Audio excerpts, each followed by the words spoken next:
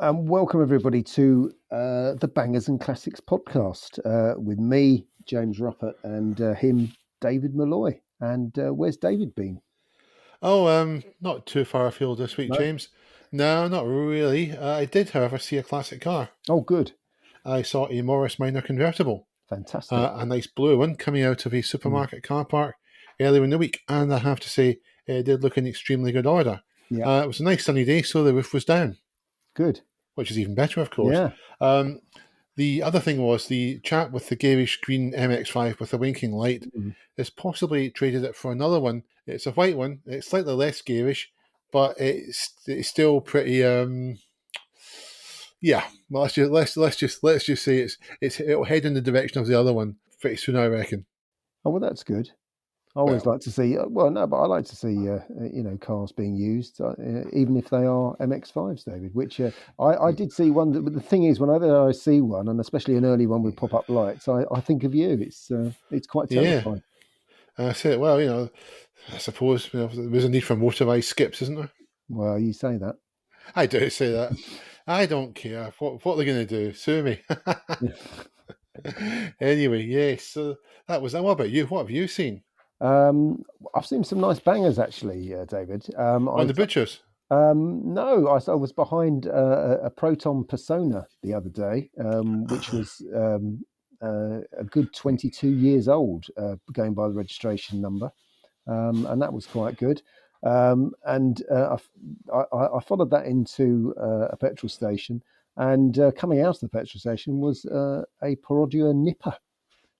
So that was quite interesting. A bit of Malaysian action going on there. Sort of two old bangers. I saw an extremely tidy MG ZR in blue. That was good. Hmm.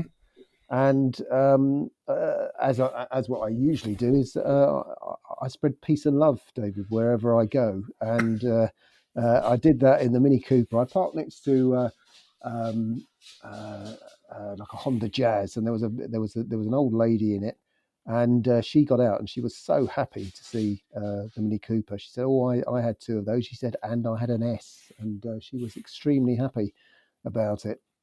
So that was good. I made her day, and that's really what I do. That's my purpose on earth, David, to bring motoring peace and light to the world, and I've been doing Right, that. jolly good. Yeah. Right, well, let's go into a different tack for a second. Oh, okay. Your publication, Free Car Mag, is out. The latest one.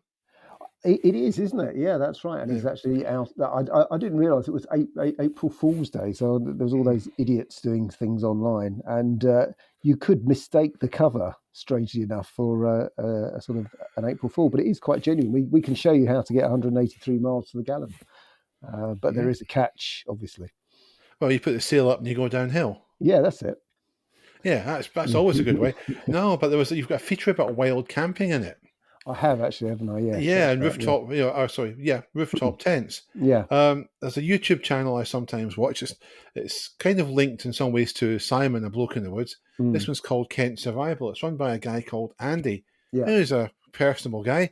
Mm, Very good at cooking out in the wild, is Andy. I yeah. have to say that. He has got I think it's a Mitsubishi L200. I can't remember what the vehicle is, but it's kind of a similar type to an L200, Yeah. a modern pickup. And he's got a roof tent on it. Has he? Yeah, he doesn't usually stay in the roof tent, but he has got one, and occasionally he does use it. Mm, If you're interested in the outdoors at all, camping, wild camping, etc., which is not so easy in England because you don't have the right to roam legislation that we have in Scotland. Hopefully that will change. Check out his channel, Kent Survival, and also check out Simon the Bloke in the Woods. They're both very good, both personable people, and well worth a watch. If you've got nothing better to do on a Saturday night or indeed any night of the week, give those guys a look because I think you'll be entertained and I dare I say it, informed as well. absolutely. Yeah, I would agree with that because you put me on to Simon in the Woods, and yeah, his stuff is very good, isn't it? Hmm. Well, Andy's of a similar stripe. He's very Yeah, similar. The two of them are actually friends, yeah. and they've had a few adventures together as well and filmed those. So it's very good. Something I just hit upon during lockdown. I think just casually flicked around YouTube. Thought, oh, this looks interesting. Watch it, and I must admit I've become a regular viewer. Mm. So, any news this week, James? No, there's no news at all, David, is there? No, not really. Well, never any good news, let's be honest. It's any news. I mean, I thought you might be pleased to hear that there's a brand new Lotus, as you're such a big Lotus fan. But I don't know if your enthusiasm was tempered somewhat by things. But I don't know. Oh, my enthusiasm for it, Yeah. it knows no beginning. Doesn't it? No. I did read a piece by someone who really ought to know Oh, right. better about it. It was a puff piece, and I just thought, Yeah. what a load of old cobblers that is. Yeah. I won't mention the name of the person because I won't give No. them the hits. No. But it's just rubbish. It's not for me. No. Lotus, to be honest, isn't Lotus I grew up with. Indeed, many people grew up with. No. The fact it still exists, obviously, is a good thing. But I'm afraid I'm no longer in their constituency, if I can put it that way. No. But never mind. Shall we move on and talk about Yeah. this week's Bangor Classic? Oh, okay. And I think it's about time we talked about fluffy kittens, or Fluffy kittens. at least Reliant kittens. Then Oh, okay. you remember the Reliant kitten, James? I do remember Reliant Kittens. Absolutely. That was the other kind of moggy on the road. Yeah, yeah. Apart from Jags, there were kittens, weren't there? We also had Morgans for Moggies, as so well known. Moggy, yeah, that's true. Yeah. Yeah. Oh, I didn't realise we were going down this route. I'd have prepared, but No, we don't have any prepared routes, James. no, We say what comes into our heads and just get on with it. there's a feline theme going on here. But yeah, Feline groovy. yeah, that's it. But yeah, the Reliant Kitten. What a strange and curious little thing it was. I think the main thing about it is that it cost a third more than a Mini, didn't it? I think that was the problem. That was the problem. Yeah. The idea was to make a car that was cheap to run and cheap to buy. Mm. That would get you around, to do as a little town car. It was used an upscaled version of the Robbins engine. I think it was 848cc as opposed to the 750cc unit in the Robin. I think all it did was change the conrod. Yeah. To get extra capacity. It was very, very simply done. Yeah. But if you don't know what a Reliant kitten is, it's a 4-door, Yeah. plastic bodied. I suppose you'd call it a hatch. Well, I don't think it didn't have 4 doors, David, did it? No, didn't it? No. Oh, I tell a lie. I'll come back to that. Yes, we'll delete that bit. Yeah, it was. It was a 2-door hatch with a GRP body, and there was also an estate version, and there was a van version called the Fox, which came along, I think, later. Yeah. Yeah, it was made to be inexpensive and economical to run, but as you say, James, unfortunately, it may have been economical to run, but it wasn't cheap to buy. I think they were the minis were about £1,000 for a mini. Yeah, the that's right. kitten was about 1,400 and odd pounds. Yeah. So 40% higher. So that was quite a lot. It The was estate, quite a lot. the estate version was even more expensive than that. However, it ploughed on for a bit, and I have something I wrote earlier about it because it's quite a little bit of a history. It was very manoeuvrable, James, very light. Oh, right. Oh, absolutely. But, of course, being a low-volume manufacturer, we know that economies of scale don't really apply, which obviously explains the higher price. Yeah. And because of its price, it never sold more than a few hundred examples a year. And I believe that from 1975 until it went the way of all things in 1982, just over 4,500 were produced. Yeah. But that wasn't the end of the kitten, so to speak, because an Indian company acquired the rights to make it in India. So they moved production there, and they said at the start, we've got orders for the first 2 years production, which was going to be 6,000 cars.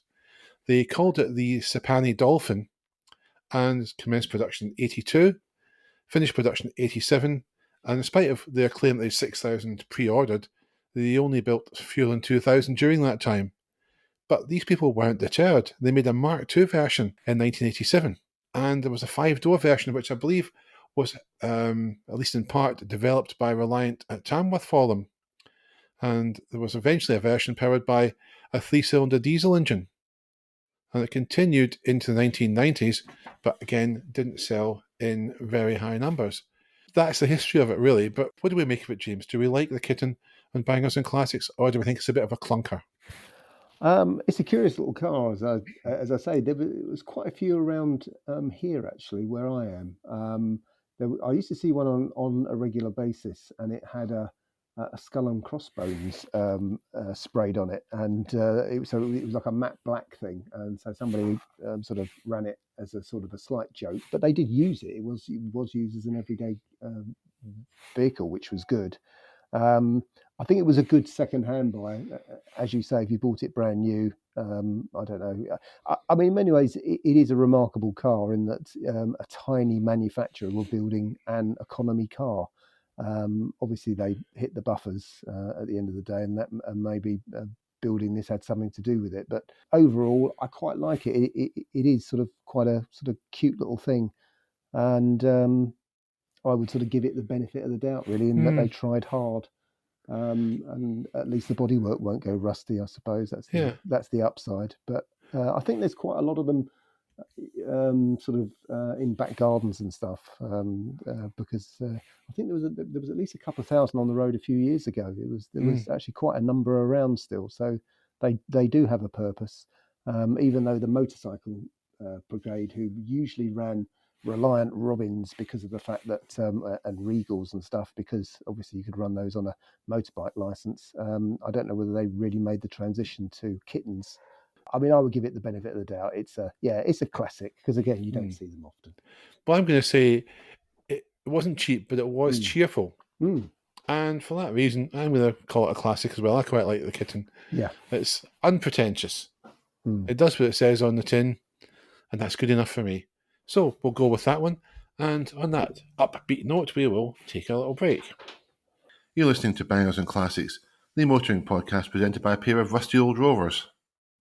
And we are back after the break. And we're going to try something a little bit different this week because we can, basically. No one to tell us what to do.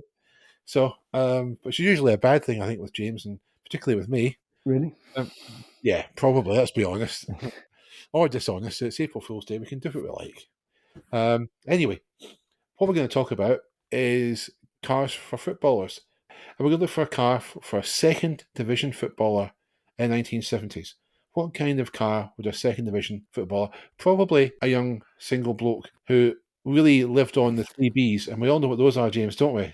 I've got no idea, David, at all. I don't know. But despite the fact I told you the other day, and I quote from a description of a former England player and indeed manager. Yeah. Bird, booze, and bookies. Oh, right. Yeah, that's the 3Bs. So there we go. So what kind of car would such a player have? Before we actually get to what kind of car we'd have, let's just consider something. The average first division footballer, which was the equivalent of today's Premiership, was on under 100 quid a week in 1973. And indeed, it wasn't until about 1977 that they first made an average couple hundred quid a week, and then it jumped up to just over £400 a week by the end of the 70s. But for most of the 70s, it wasn't a massive wage. That's a first division footballer, but our chap plays in the second division. So he's going to be in a bit less money. So what kind of wheels could he afford, and what kind of wheels would he want, James? What do you reckon? Well, you've hit on my specialist subject, David, and listeners. There is a book called World Cup Cortinas, which you might like to invest in, because I have researched all of this extensively and looked at what players drove over the years. And you talk about a very specific period there, David. Now, I can tell people other books that they should read. If you're into football, there are 4 books that you should read, and they're the only books you need. Modern football is completely dead to me. I don't care about modern football at all, but football from the 70s and 60s, yeah, I really like that. But if you're interested in the 70s stuff, then there's Eamon Dunphy's Only a Game, and that's the diary of a professional footballer, and that was a second division footballer at Wimbledon. Millwall, I should say. Eamon Dunphy. Millwall. They're very nice supporters. There's another book called The Mavericks, and that's written by Rob Steen, and it's called English Football When Flair Wore Flares, and that is about a specific group of footballers, the ones that we're talking about, who were very flair players. So it's Stan Bowles, Tony Curry, Charlie George, Alan Hudson, Rodney Marsh, Peter Osgood, and Frank Worthington. So they're the greatest players of all time, and he goes through them. Now there's another book that I will recommend, which is called, now this is very specific to what we're talking about, and you might have to cut all of this out, David, but it's called Stake Diana Ross, The Diary of a Football Nobody, and it's by a player called David McVeigh. He kept a diary, a contemporaneous diary in 1973 to 77, and he played for Northampton Town. So Actually, no, I've got that wrong. It's Nottingham. The one that isn't Nottingham Forest. Notts County. Notts County, that's right. Yeah, he played for Notts County. So it's a fantastic book. And it's very specific about money earned. And so I will tell you, in 1973, they were on £25 a week in the second division, but you would get 40 quid a point. So if they won a game and got 2 points, you got 80 quid. So you would go over the magic 100, possibly, if you were lucky. Depending on all sorts. So but again, that wasn't a huge amount of money at the time. And also, I mentioned old David because he's very specific about the car he owned at the time. It was a trusty, not rusty, Fiat 128. It was £650 in white on a K-Reg. And he said it was a rust-free Italian motor car, and that's what took him around to so he could enjoy Steak Diane and stuff like that at various things. And there is a lot of gambling in there. They would gamble on anything, two flies up a wall and stuff, and that's also clear from the Only a Game book, is that they would really you can see how they would spend what little money they had, and it was mainly at the bookies. And actually, the final book, I would say, if you are into cars, because there's not very many mentions of cars in those other three books, but Hunter Davis's book called Only a Game, where he spent a season with and training with Tottenham Hotspur in the 1969-70 season when they won a few cups. And he does actually detail, it's a bit like an Excel spreadsheet at the back of the book, where he does go through all the cars that they own. And that is very eye-opening as well. But there you go. Basically, David, I've researched this, they would have a Ford Capri.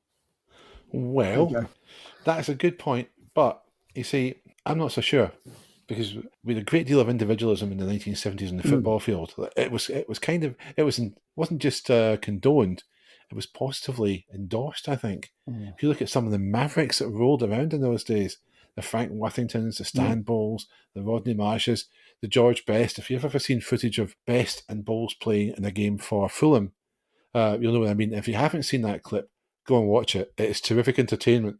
Two guys who could play the game, who were having a great time on the field. And of course, consequently, people who were watching the game had a great time as well. Everybody won. Yeah, I mean, you say a Capri. Now, that's on my list, James. But I'm going to run through it anyway, just for the heck of it.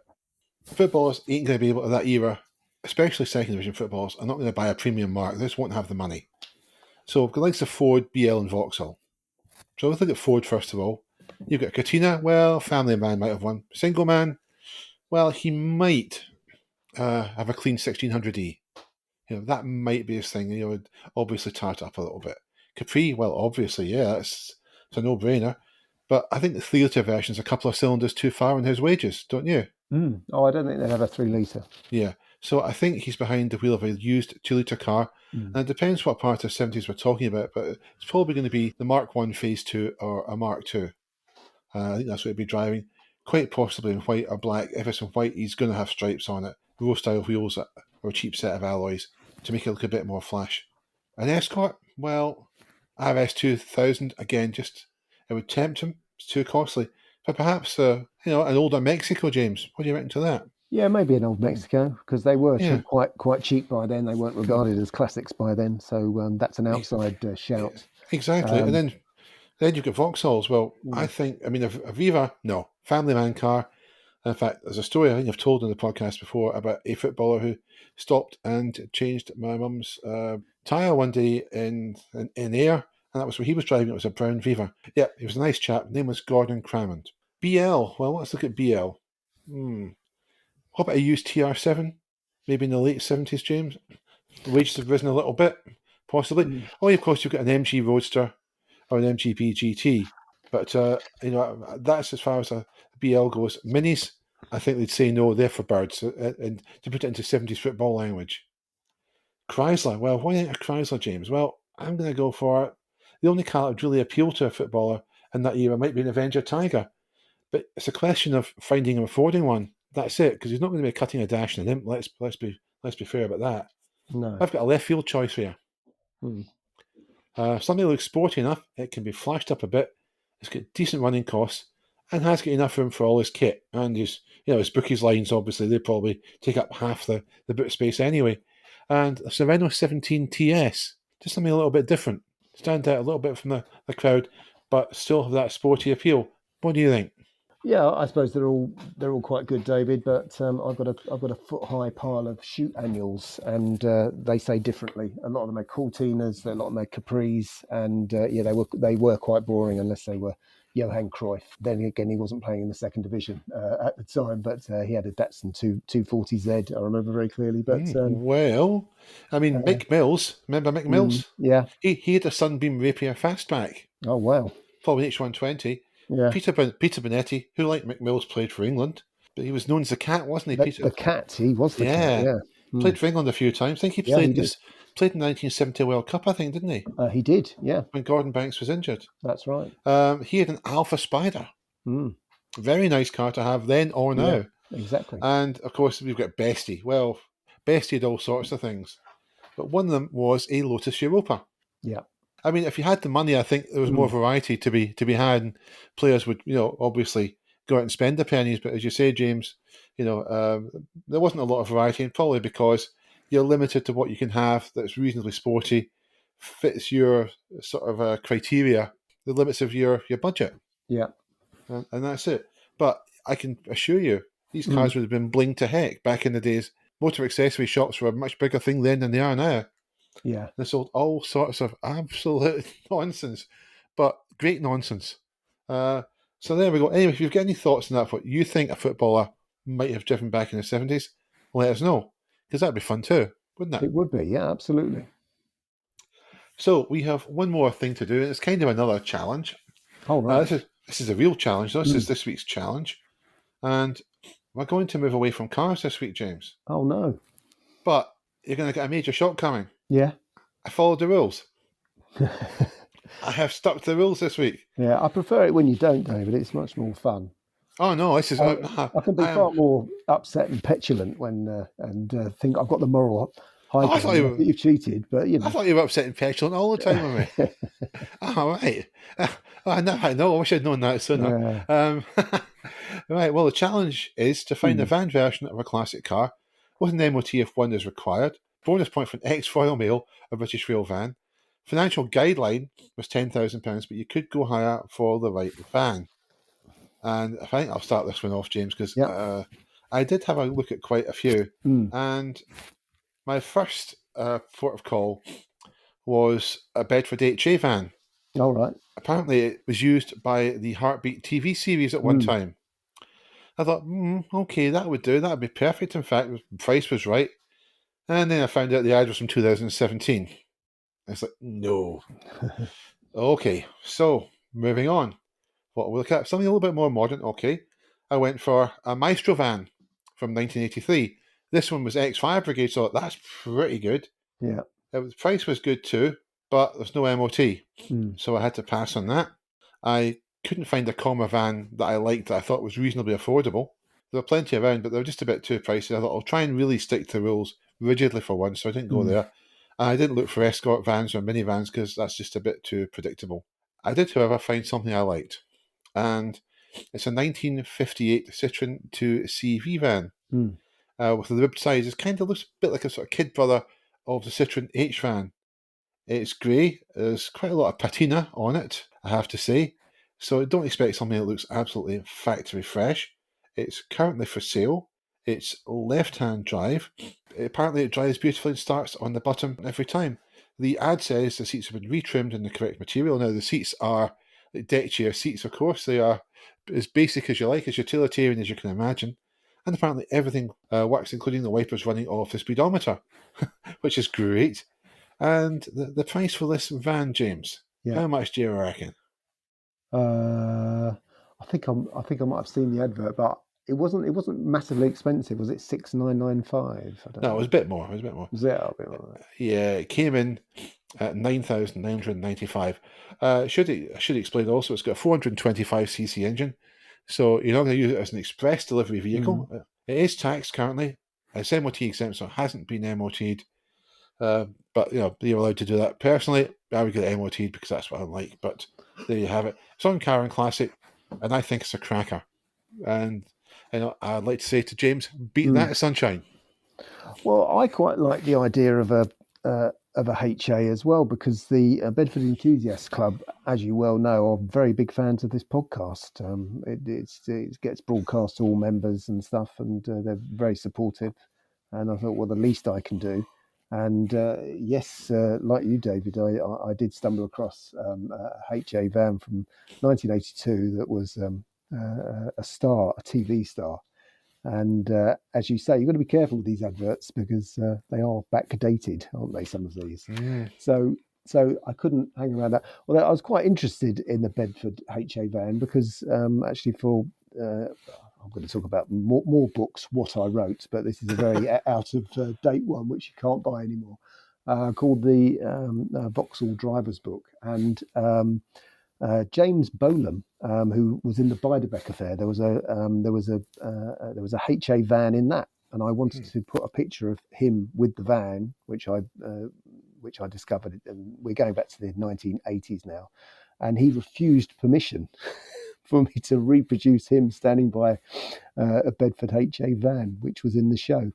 And I think that was an ex GPO van as well. It was like a yellow one. So that was a shame. Yeah, it was something called the Beiderbecke affair, and people may remember that, may not. Yeah, him and it was Bolam and Barbara Flynn, wasn't it? Yeah, that's it. Barbara Flynn was in it as well. Yeah, it was quite a good little show, actually. It was quite fun. But there you go. James Bolam, for some reason, took against me, David. So there you go.